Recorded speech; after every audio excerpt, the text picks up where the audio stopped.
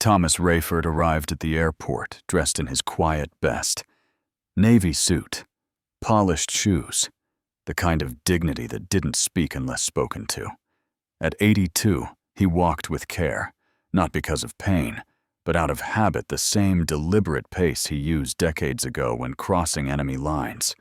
Today, there were no sirens, no flags, no one calling his name, just fluorescent lights, automated voices, and a line of passengers dragging luggage through routine. He wasn't traveling for vacation. He wasn't going home. He was headed to Washington, D.C., for something called national recognition. A formal invitation had arrived in the mail 2 weeks prior, thanking him for his service in Vietnam and offering a ceremonial seat at a veterans commemoration. He'd tossed it on the counter, left it there until his daughter picked it up and said, "Dad, this matters. Maybe not to everyone, but it should matter to you." She'd booked him a first-class ticket, seat 2A. No debate. Just a printed copy on the kitchen table with a yellow sticky note. "Don't argue, just sit." Thomas didn't like being the center of anything, but Alicia had asked with her actions, not her words. That meant something.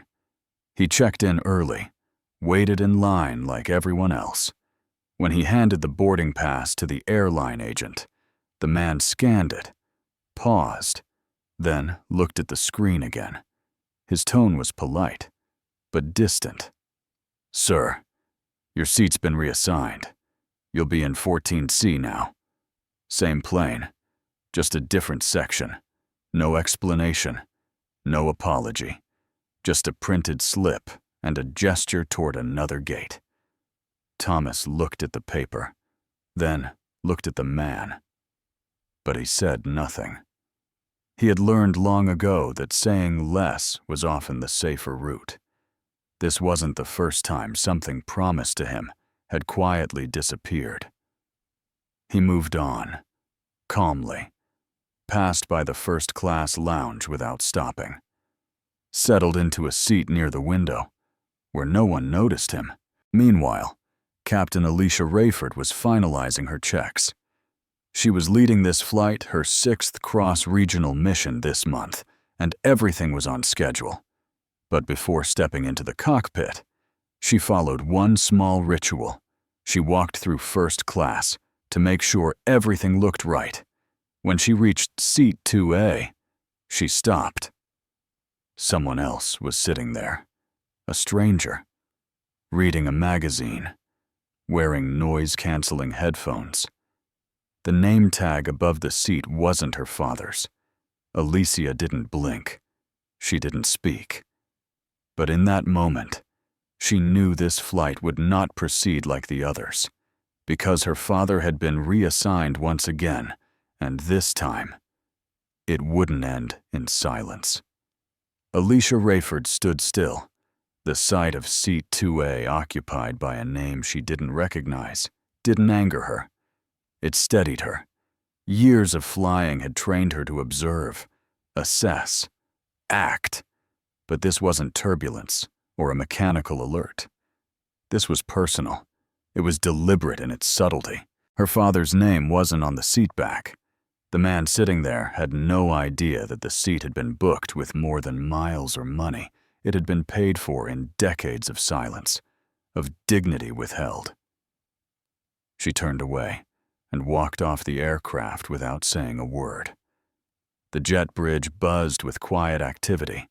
Passengers waited to board. Gate agents exchanged checklists. But Alicia didn't return to the cockpit.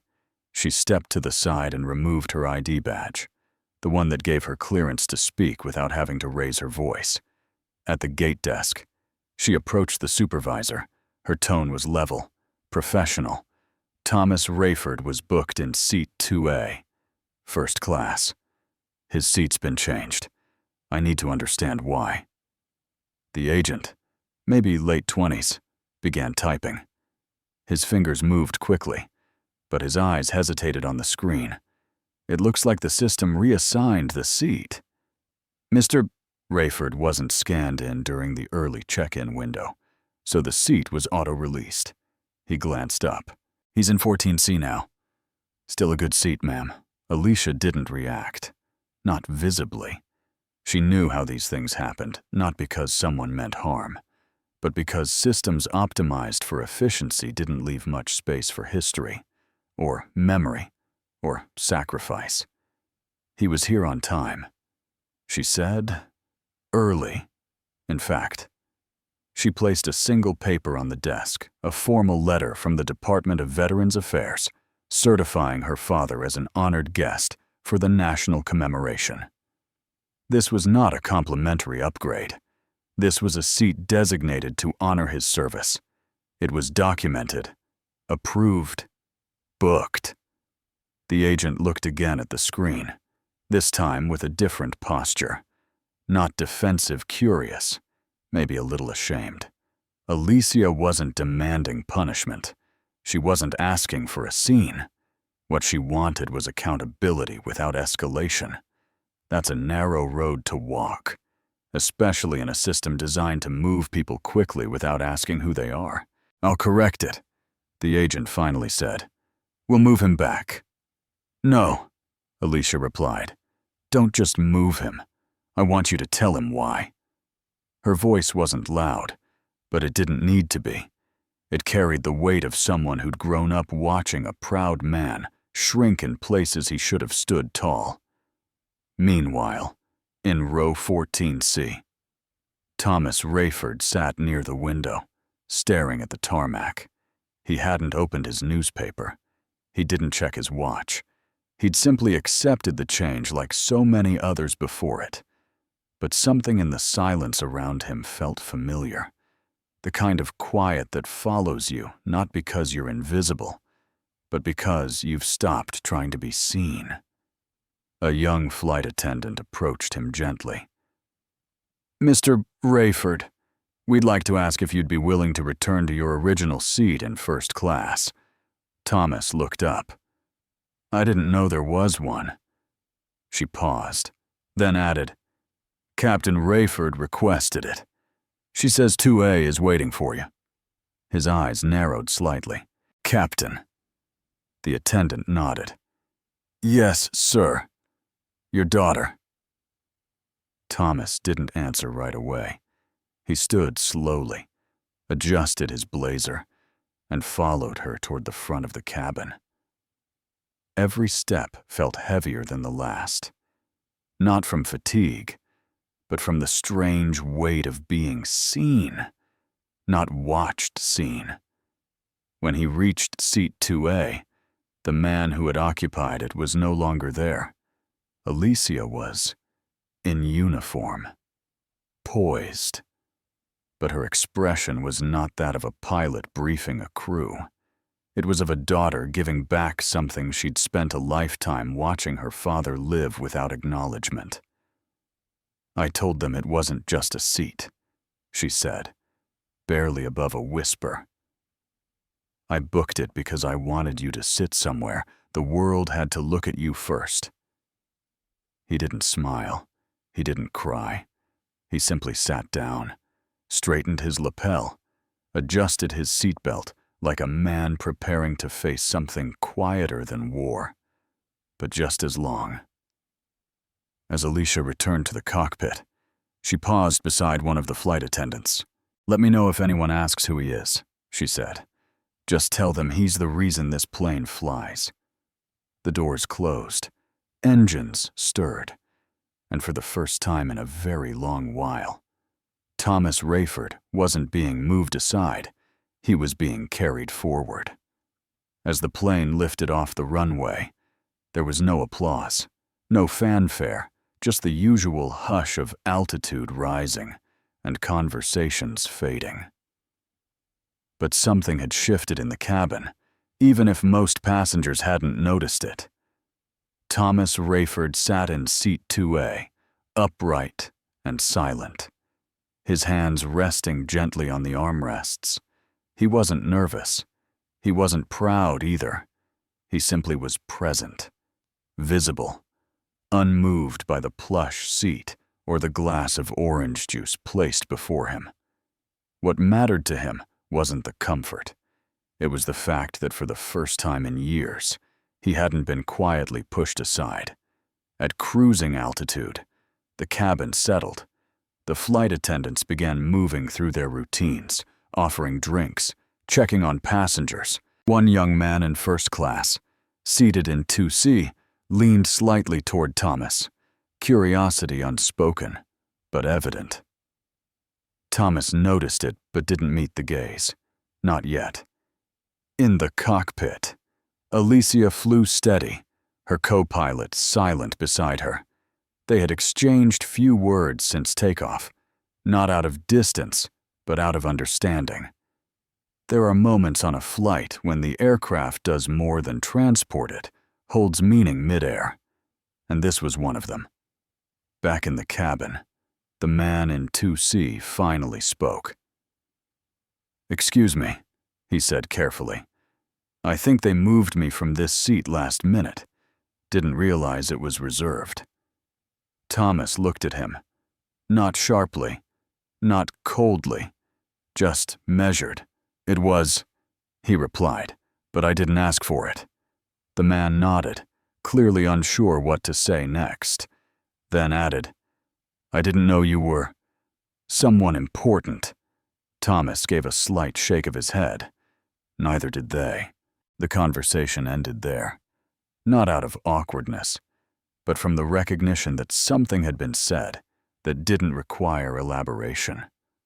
Across the aisle, an older white man, maybe in his 80s, looked up from his newspaper. He had been quiet the entire flight, but now his eyes rested longer on Thomas. His name was Mr. Keller, a retired colonel, invited to the same ceremony in Dubsy. He leaned over slightly and asked, "Did you serve?" Thomas nodded. "Vietnam? Medical unit? Central region?" Keller's posture changed. Hugh Thomas raised an eyebrow. "You were there?" Keller nodded slowly. 1968. I think we might have crossed paths. I remember a medic who pulled 2 of my men out of a collapsed shelter. Didn't see him after that." Thomas studied his face. He remembered those men. One had been crying under the rubble. The other didn't make it. He hadn't told that story in decades. "That was me," he said. Keller didn't smile, but something in his face softened. "I never knew your name, until now." He extended his hand. Thomas took it. They didn't say thank you. They didn't trade war stories, just held a quiet, mutual respect that needed no decoration. The interaction didn't draw attention, but it didn't go unnoticed. A nearby flight attendant saw it. She had been watching Thomas since boarding, unsure why his presence stirred something in her. Now she knew. Later in the flight, Alicia made a short cabin announcement. Nothing unusual, just a weather update and estimated arrival. But before signing off, her voice lingered. "Ladies and gentlemen, today's flight includes a very special passenger seated in 2A. He's not a celebrity, and he didn't ask to be mentioned, but he's one of the reasons this aircraft exists, and one of the reasons many of us get to live the lives we do. Please join me in honoring my father, Thomas Rayford, a Vietnam veteran." There was no applause, no standing ovation, just a stillness that filled the air like a held breath. A few passengers looked toward 2A. One woman placed her hand over her heart. Another whispered something to her husband. Even those who didn't know what to say understood what had just been acknowledged. Thomas didn't move. He wasn't embarrassed. He wasn't overwhelmed. He simply bowed his head slightly. It was not a bow of gratitude. It was a nod to time of waiting, of enduring, of finally being named. Minutes later, a young man from economy class made his way to the front, under the pretense of using the restroom. He paused by seat 2A, spoke quietly, "Sir, my grandfather served too. He didn't come home. I just wanted to say, thank you." Thomas looked at him with steady eyes and said only, "You're welcome." That was enough. No one had planned for this moment to become something public. Alicia hadn't told the airline to prepare a tribute. She hadn't asked the crew to announce anything. All she'd done was book a seat and refuse to let it be taken away. What happened next was unexpected, but honest. One of the flight attendants approached Alicia after the announcement, in the middle of autopilot cruising, and said, "I didn't know he was your father. I'm sorry for how it was handled earlier." Alicia didn't scold her. She simply replied, "You didn't do anything wrong. The system did exactly what it was built to do. But sometimes, we need to choose better than what's automatic." The words hung in the air, on the ground. First class is often sold as an upgrade of comfort. In the sky that day, it became something else entirely, a seat of memory, of earned visibility, of small restorations that systems rarely deliver on their own. The landing was smooth. There was no turbulence, no sudden jolt, only the soft recognition of ground returning beneath them. The seatbelt signs turned off. Phones lit up. People stirred. For most passengers, it marked the end of a routine flight. For Thomas Rayford, it was the quiet conclusion of something he hadn't expected to begin being seen again, not as a name on a list or a line in a footnote, but as a man whose service still carried weight. He didn't rush to stand. He waited as the rows ahead of him emptied. Then he reached for his coat, folded it neatly over his arm, and slowly stepped into the aisle. A flight attendant gestured toward the exit, but Thomas paused. A few rows back, a young woman in uniform looked up from her seat. She nodded toward him. No smile, just acknowledgment. He returned it, gently, then moved forward. As he stepped off the aircraft and into the jet bridge, something unusual caught his eye. A small group of people stood at the far end, not airport staff, not press. These were civilians, some in their 30s, others older, all holding envelopes, photographs, or simply standing with hands clasped. One man held a framed portrait. Another carried a folded letter. No signs, no cameras, just presence. Alicia had told no one, not even her father. But after the flight was confirmed, she had reached out to a few families, children of the men her father had served with, people whose stories had gone quiet when their loved ones didn't come home. She invited them not to speak, not to perform, but to bear witness. One man stepped forward first. His hair was graying, but his posture still held the discipline of someone raised by a soldier. He introduced himself quietly. "My name is James. My father was Corporal Darnell. He served with you near Hugh. He told me once that a medic dragged him out of a burning truck when no one else could reach him." He opened a small notebook and read aloud. Just one line. "If you ever meet Thomas Rayford, tell him I lived because of him." Thomas didn't know what to say. He didn't remember all the names. Too many years. Too many moments blurred by trauma and time. But he nodded, and for the second time that day, someone shook his hand. Not because he was listed in a program, but because his name had been passed down through memory. One by one, the others approached. No ceremony, just quiet sentences. "You helped my uncle. My mother said you were the one who stayed behind while others ran. I grew up hearing your name, but I didn't know if you were real."